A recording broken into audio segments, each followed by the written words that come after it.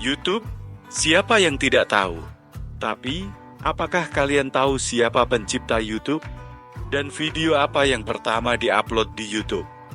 YouTube merupakan platform yang dirancang di mana tempat pengguna dapat menonton, menyukai, mengomentari, mengunggah, dan berbagi video. Berawal dari misi awal mereka ialah menjadikan YouTube sebagai situs kencan online berbasis video. Namun keinginan tersebut tidak berjalan lancar, yang memutuskan mereka untuk memasang iklan promosi di platform iklan bernama Craigslist. Dalam iklan tersebut, mereka mengatakan, bagi siapapun yang mengunggah video di YouTube akan diberikan $100 Amerika, dengan syarat video tersebut masih berhubungan dengan kencan online, dan menerangkan pasangan yang didambakan oleh sang pengunggah. Sayangnya iming-iming iklan tersebut masih belum membuahkan hasil. Adalah Chad Hurley, Steve Chen, dan Jawed Karim. Ketiga orang tersebut merupakan orang penting dalam berdirinya YouTube. Berawal dari PayPal yang menjadi tempat bertemunya mereka bertiga dengan latar belakang yang sangat berbeda. Chad Hurley adalah seorang warga Amerika Serikat yang memiliki ketertarikan yang sangat mendalam pada dunia komputer sejak dari remaja. Tak ayal, ketika mulai memasuki perguruan tinggi, Chad Hurley justru mengambil jurusan desain di Indiana University of Pennsylvania, dan ia lulus sebagai sarjana seni rupa. Setelah kelulusannya, Chad tertarik untuk melamar pekerjaan. Ketika ia melihat sebuah lowongan di PayPal, ia melakukan interview dan perusahaan pun menerimanya. Chad ialah pencipta logo pertama dari PayPal, dengan desain bagian luar biru dan sisi dalam putih, yang kemudian digunakan sebagai simbol dari PayPal selama bertahun-tahun.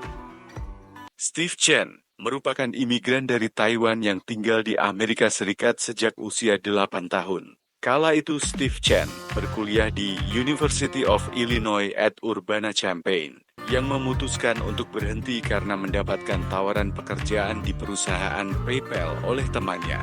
Namun PayPal bukanlah satu-satunya Steve tempat ia bekerja. Ia juga mengambil paruh waktu di perusahaan Facebook kala itu. Dan yang ketiga ialah Jawed Karim, yang sangat menarik untuk diungkap kisahnya. Jawed Karim merupakan imigran yang merupakan keturunan Bangladesh Jerman yang juga berkuliah di University of Illinois at Urbana-Champaign. Ia lahir pada 28 Oktober 1979 di Jerman Timur dari keluarga asli Bangladesh. Ayahnya seorang imigran yang sempat bekerja di Jerman Timur, lalu pindah membawa Karim ke Amerika Serikat pada tahun 1992. Beruntungnya, Karim berasal dari keluarga menengah ke atas, sehingga dapat membawanya bersaing sebagai imigran dan berkuliah, meskipun pada awalnya ia tidak lulus. Ketika berkuliah di University of Illinois at Urbana-Champaign, sama seperti Chad, seseorang menawarkannya pekerjaan di PayPal, dan ia menerimanya hingga beberapa tahun. Ia memutuskan untuk kembali melanjutkan kuliahnya hingga mendapatkan gelar sarjana ilmu komputer. Di perusahaan PayPal, ia bekerja sebagai cyber security dan bertemu Chad Hurley dan Steve Chen. Pertemuan inilah yang merupakan jalan awal bagi mereka untuk membangun YouTube. Pada suatu waktu, Karim melihat tayangan Janet Jackson yang sedang bernyanyi di atas panggung saat perayaan Super Bowl League pada tahun 2004. Pada saat itu, buah dada dari Janet Jackson tidak sengaja terekspos karena dia bernyanyi dan menari dengan sangat energik. Dan juga sebuah tragedi bencana alam yaitu gempa dan tsunami pada tahun 2004 di Aceh. Sayangnya banyak orang yang tidak dapat melihat hal tersebut, walaupun ada beberapa orang yang memiliki rekamannya. Tidak ada media yang memfasilitasi untuk berbagi video-video kejadian tersebut. Hal itulah yang memunculkan sebuah ide bagi Karim untuk membuat website yang dimana orang-orang di dunia dapat melihat video-video dengan gratis. Namun ide tersebut tidak terrealisasikan. Tak lama, Chad dan Chen memiliki ide untuk membuat situs layanan kencan online. Ide mereka terinspirasi dari website kencan serupa, yaitu Hot or Not. Sebagai awal terciptanya YouTube, Chad merelakan garasi rumahnya dijadikan sebagai tempat pertama pendirian YouTube dengan pembagian tugas yaitu Chad, seorang yang bertanggung jawab atas semua desain yang berkaitan dengan YouTube, dan Karim dan Chen memiliki tugas untuk mengurusi sisi internal web. Program awal mereka di YouTube ialah Craigslist, di mana tawaran tersebut meminta semua wanita untuk yang memiliki penampilan menarik untuk mengunggah video mereka sendiri dengan imbalan $100 Amerika Serikat di YouTube. Alih-alih dapat mengalahkan Hot or Not, mereka menyerah dan mempersilahkan siapa saja dapat mengunggah video apapun di website mereka tersebut dengan imbalan yang sama.